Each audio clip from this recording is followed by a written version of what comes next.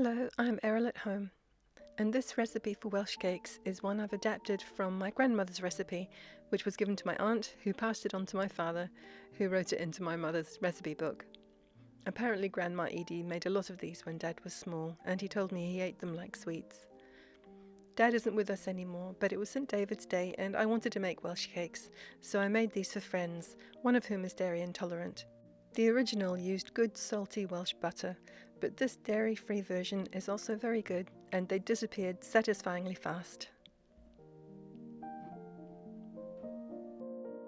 If you are making this recipe for vegans, the egg can be replaced with a flax egg, which is 1 tablespoon of ground flaxseed mixed with 3 tablespoons of hot water, stirred, and then left for about 10 minutes or so until it thickens.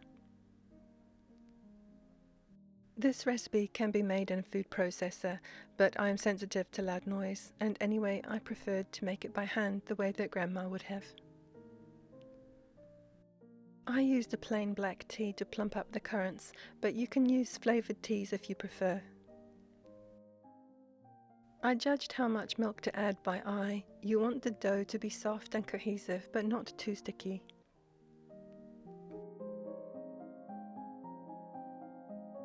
Make sure you have enough flour dusted over the table and the rolling pin so the dough doesn't stick, and dip the cup or cutter into the flour each time you cut. I used grapeseed oil for frying the Welsh cakes, but if you're not dairy-free, you can use butter.